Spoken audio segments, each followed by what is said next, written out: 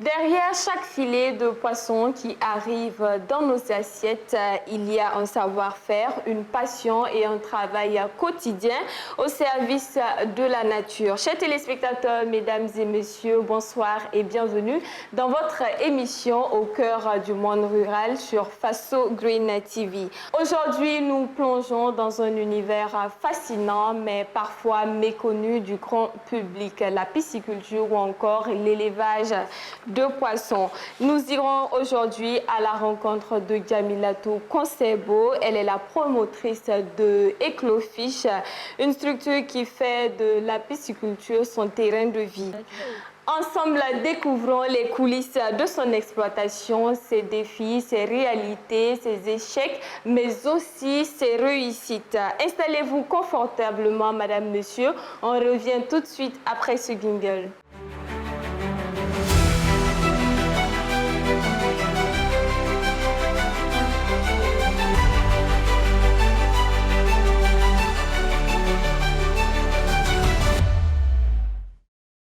Nous sommes de retour au sein de cette écloserie avec notre invitée du jour, Madame Djamilatou Konsebo. Merci d'avoir bien voulu apporter des éclairages et des précisions sur le domaine de la pisciculture.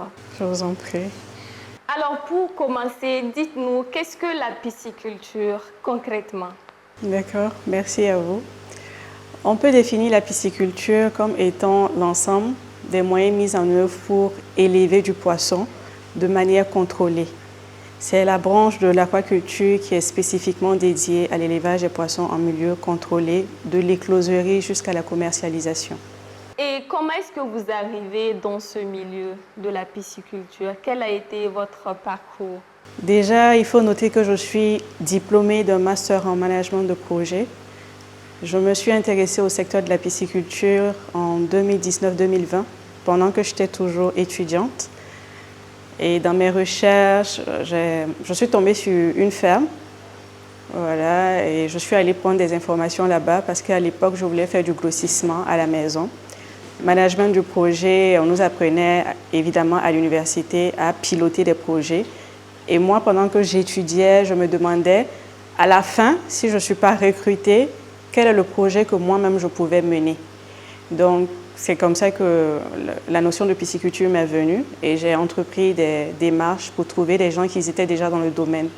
Donc, je me retrouve dans cette ferme-là et les prix des kits, parce qu'en ce moment, on parlait de kits pour ceux qui veulent faire du grossissement, le bassin, l'oxygénation, l'aliment de démarrage, les épuisettes, le coût n'était pas vraiment accessible pour moi. Toutefois, il m'a permis de passer du temps dans sa ferme, de pouvoir poser des questions, de pouvoir apprendre davantage. Donc, c'est comme ça que je me lance là-dedans. Et après, je commence avec 2 bassins chez moi à la maison. Et je me suis rendu compte qu'il y avait un problème sur le marché, dans la chaîne de la pisciculture, et c'était la disponibilité des alevins. Donc, c'est comme ça que je décide de me positionner sur cette niche-là, sur ce marché-là, et d'en faire mon gagne-pain. Donc, c'est comme ça que j'atterris dans le secteur de la pisciculture. Ok, et ici, quels sont les types de poissons que vous produisez? Les types de poissons que nous produisons ici, ce sont les tilapias et les silures. Ce sont les 2 espèces que nous produisons actuellement ici. D'accord. Et vous pouvez nous expliquer de façon concrète les grandes étapes du cycle d'élevage, vu que c'est ce que vous faites précisément, depuis l'écloserie jusqu'à la commercialisation. Quelles sont les grandes étapes? Au niveau de l'écloserie, les grandes étapes de production, tout commence depuis les géniteurs. Voilà, donc il y a la sélection des géniteurs qui se fait. Il faut avoir des géniteurs de bonne souche déjà. Il faut les alimenter avec des aliments très protéinés pour pouvoir avoir un bon rendement au moment de la reproduction. Donc, une fois que nous avons pu avoir de bons géniteurs, il faut dire que la production chez les silures est un peu différente de la production des alevins chez les tilapias. On peut faire de la reproduction semi-artificielle des 2 côtés, mais le tilapia a l'avantage en fait de pouvoir se reproduire tout seul, même quand il est en captivité. Donc, il vous suffira d'avoir un ratio de 1 mâle pour 3 femelles dans un bassin avec les conditions de température, d'oxygénation, de qualité d'eau réunies et ils vont s'accoupler et vous pourrez récupérer en fait des larves au fur et à mesure que vous allez pouvoir traiter et on va dire nourrir et les garder jusqu'à ce qu'ils puissent atteindre un poids commercialisable. Ça dépend des pisciculteurs. D'autres veulent des alevins compris entre 3 et 5 grammes. D'autres veulent des alevins compris entre 5 et 10 grammes et plus. D'autres veulent 10 et plus, 20 et plus. Voilà. Donc au niveau des silures, eux, ils ne se reproduisent pas en captivité. Là-bas, il faut faire la reproduction totalement. Ça veut dire que vous allez avoir les mâles, vous allez avoir les femelles. Il y a des hormones qu'on injecte à la femelle, mais des hormones vraiment sans effet sur l'humain, qu'on injecte à la femelle, qui va accélérer la maturation de ses œufs. Et au niveau du mâle, lorsqu'on a cette femelle-là avec les œufs matures, il y a ce qu'on appelle la récupération des œufs. On va juste exercer une légère pression du haut vers le bas au niveau du ventre en fait, de la femelle pour récupérer les œufs. Et une fois qu'on finit de récupérer les œufs, il y a le mâle qui est là, qu'on va opérer. Voilà. Il faut même faire une opération. On va opérer le mâle, on va récupérer. C'est après l'avoir évidemment endormi. Nous, on l'endort avec des clous de girofle. Donc, il passe en opération dans un bloc opératoire. On récupère ses gonades, voilà, et on va piquer, voilà, et récupérer la laitance que l'on va mélanger avec les œufs qu'on aura récupérés chez la femelle.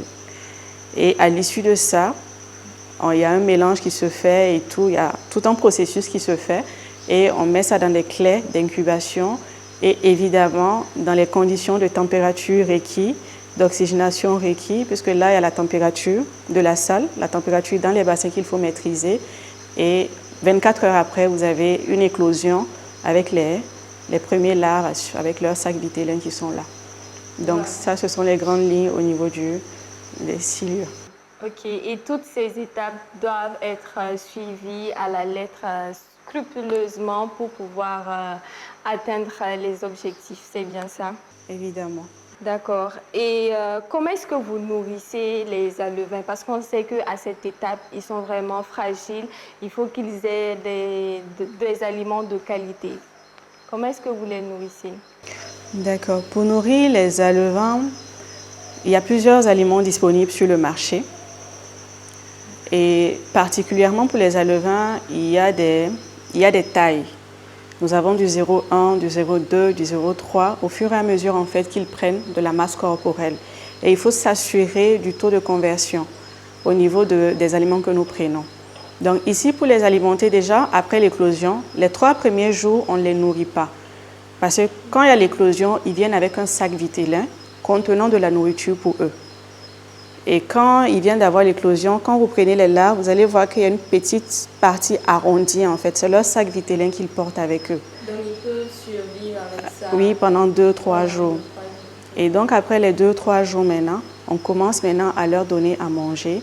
Voilà, il y a pas mal de marques sur le marché avec ces différentes tailles. Il y a l'Artemia et on essaie également de renforcer avec des produits naturels. Voilà, ici. Donc, on commence à leur donner du 0,1 au fur et à mesure qu'ils grandissent. On ajuste la taille en fonction de leurs besoins en temps réel. Les aliments sont accessibles? C'est l'un des défis majeurs dans le secteur de la pisciculture, le coût. Les aliments sont accessibles par moment. Il y a des moments où il y a des ruptures, mais nous ne produisons pas, on n'a pas vraiment d'usine de production sur le plan national qui est reconnue vraiment pour produire en fait des aliments. Il y a des entreprises qui ont commencé à faire leur premier pas dedans, mais plus pour le grossissement, pas pour les alevins. Donc, on est toujours dans cette dynamique-là d'importation. Alors, maintenant, on va parler des méthodes que vous utilisez pour assurer la qualité de l'eau et le bien-être des poissons. Parce qu'on sait qu'après, ces poissons seront élevés et ce sont les populations qui vont en consommer. Qu'est-ce que vous faites concrètement au sein de cette écloserie pour garantir la qualité des poissons? Actuellement, ce que nous faisons ici, c'est de nous assurer de ne pas surpeupler les poissons dans un bassin. Ok. Il faut de l'espace. Et oui, parce que si les poissons sont surpeuplés dans un bassin, il y a leur déjection en fait qui est là, qui devient toxique pour eux. Et cela même peut créer des mortalités à ce niveau-là. Ça peut être une source de stress constant pour les poissons, pouvant amener en fait à des malformations au niveau des poissons. Donc déjà pour le bien-être des poissons ici, la méthode que nous avons pour contrôler un tant soit peu la qualité des poissons, c'est de nous assurer de la quantité normale à mettre dans chaque bassin. Nous faisons des vidanges de façon régulière. À quelle fréquence? Ça dépend en fait du stade. Plus ils sont petits, on peut faire 2 ou 3 jours, même 4 jours, parfois 5 jours, avant de changer l'eau. Au fur et à mesure qu'ils grandissent, chaque 2 jours, il faut renouveler l'eau. Au niveau des géniteurs que vous avez vu derrière, là-bas, on renouvelle l'eau chaque 2 jours. Voilà, chaque 2 jours, il faut renouveler l'eau pour garder, en fait, pour maintenir la qualité de l'eau constante. Et après cela, qu'est-ce que vous faites? Donc, je disais déjà que pour nous assurer de la qualité de l'eau, il y a le fait de s'assurer de ne pas surpeupler les poissons dans chaque bassin. Il y a le fait de faire la vidange à une fréquence optimale qui permet de maintenir cette qualité-là constante. Et il y a le fait également de s'assurer de l'oxygénation dans chaque bassin. Donc, ce sont ces 3 méthodes-là que nous avons à notre niveau qui nous permettent en fait de nous assurer de la qualité de l'eau au niveau de l'écloserie et au niveau des bassins des géniteurs. À court terme, nous, on ambitionne installer des circuits de récirculation d'eau. Voilà, c'est un système qui permet de traiter l'eau et de pouvoir réutiliser la même eau. Donc ça permet en fait de moins gaspiller de l'eau, ça permet d'optimiser en fait la quantité d'eau que nous utilisons. Et vu la taille des alevins, vous avez parlé tout de suite du vidange. Comment est-ce que vous le faites, vu que les alevins sont actuellement extrêmement petits? Comment se passe le processus de vidange? Donc, si vous avez remarqué, il y a un système de circuit fermé que nous avons mis en place. Ça nous permet juste d'ouvrir et de laisser l'eau sortir. Il y a des moustiquaires que nous avons mis qui empêchent en fait les larves de sortir lorsqu'on ouvre. Et lorsque ça sort comme ça, il y a un premier bassin artisanal que nous avons, un circuit. Donc l'eau va là-bas où c'est traité, on a des moustiquaires, des bulleurs et tout. Donc c'est traité et tout, et ça quitte là-bas, ça va au niveau du deuxième bassin. C'est comme un circuit fermé, comme je vous ai dit. Donc du coup, ça permet de ne pas stresser les alevins et de pouvoir faire la vidange en fait sans problème. Alors, Madame, Monsieur, chers téléspectateurs, je rappelle que vous êtes sur Faso Green TV, votre média spécialisé dans le traitement de l'information en lien avec l'environnement, l'eau, l'élevage, l'agriculture. Si vous venez de nous prendre en marche, c'est le moment de vous abonner, de liker et de partager pour ne rien manquer de tous nos programmes. Nous continuons notre discussion avec Madame Consebo. Vous le savez certainement, certaines personnes critiquent la pisciculture du fait qu'elle pollue l'environnement. Qu'est-ce que vous répondez par rapport à cela? À cela, je réponds que la pisciculture bien gérée, au contraire, est une solution durable, environnementale, je dirais. Déjà, la pisciculture permet de réduire la pression sur la pêche sauvage et les poissons sauvages également qui sont en voie de disparition. On a également le fait que l'eau de la pisciculture, enrichie des déjections des poissons, est une source d'engrais naturels pour l'agriculture.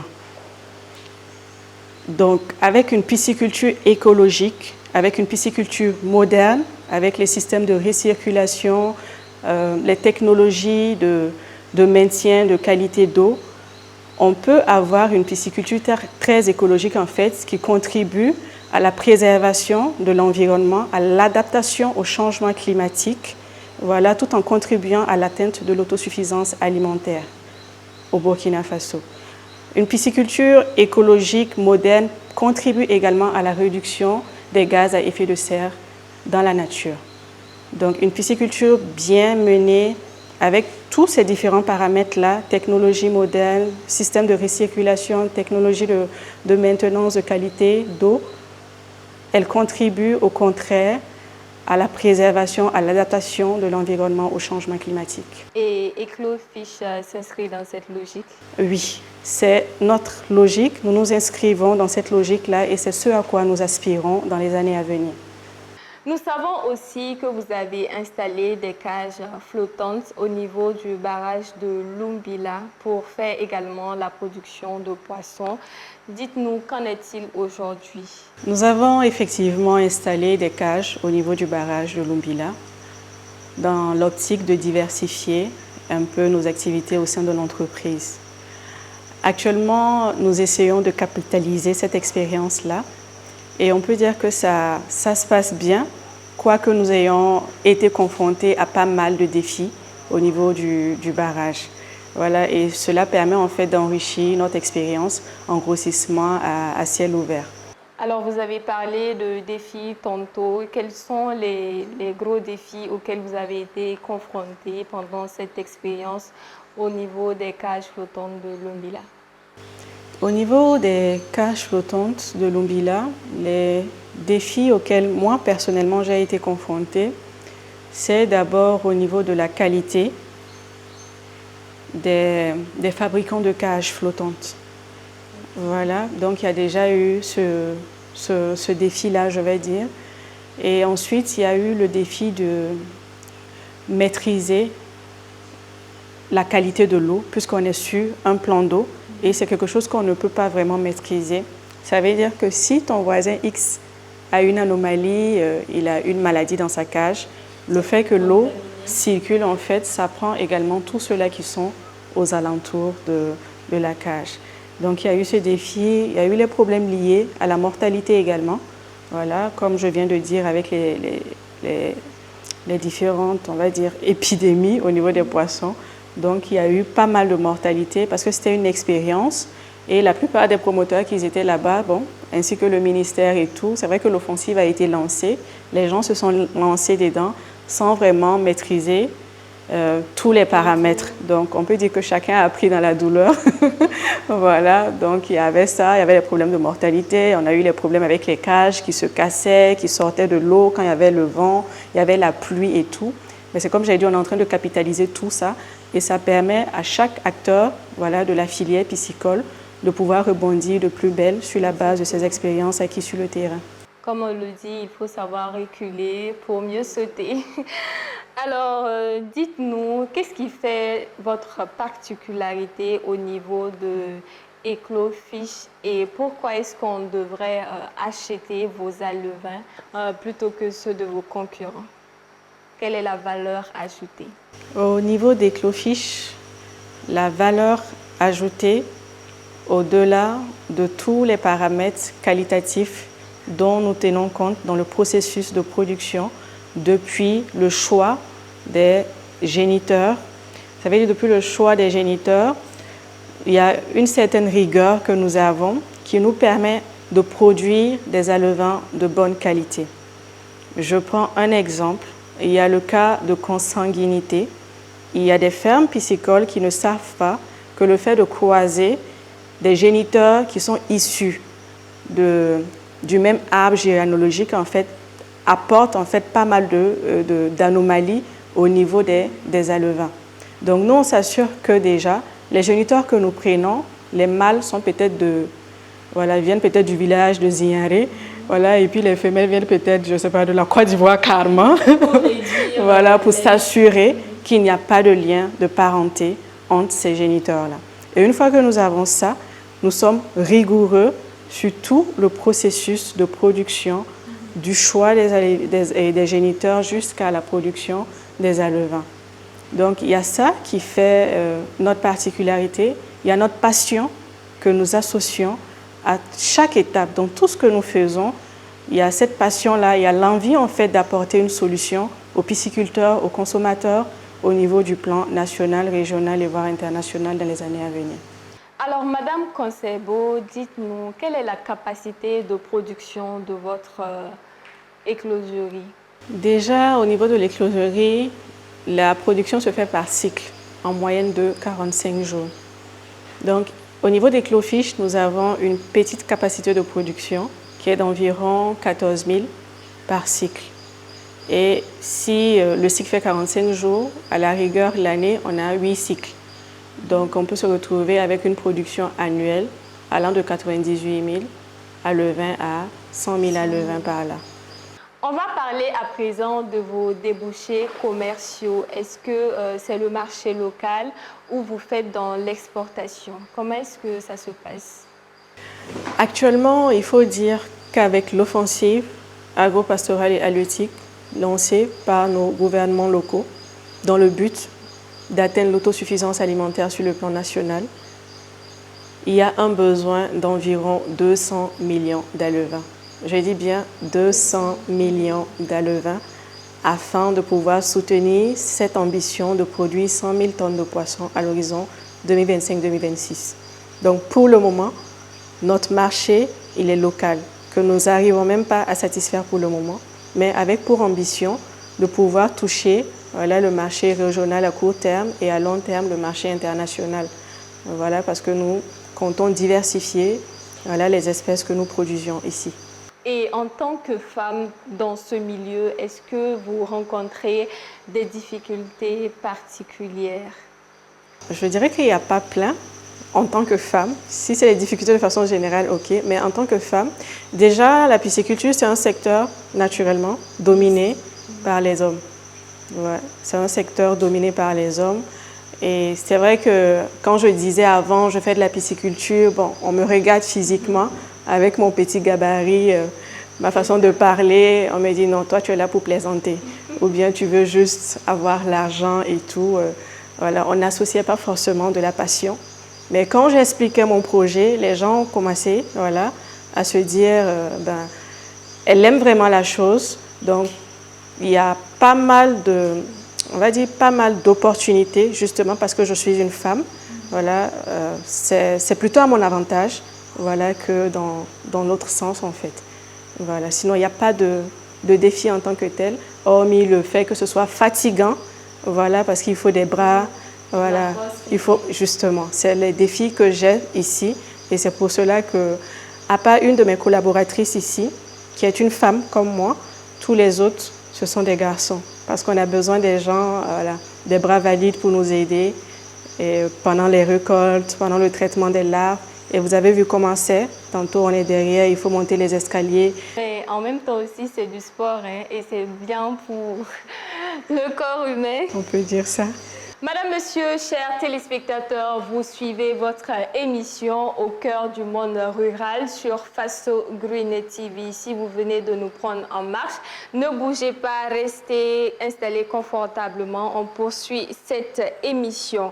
Selon vous, Madame Konsebo, quel est l'avenir de l'élevage de poissons au Burkina? Est-ce que ce domaine a un avenir prometteur? À cette question, je réponds oui. La pisciculture a un avenir prometteur au Burkina Faso. À l'avenir, je vois une pisciculture moderne, technologie. Je vois des fermes intégrées, comme on le voit dans les grandes puissances actuellement. Je vois une pisciculture qui contribue à l'adaptation au changement climatique sur le plan national et international. Une pisciculture qui devient un levier pour l'atteinte de l'autosuffisance alimentaire dans notre pays, dans la sous-région et probablement à l'international dans le long terme.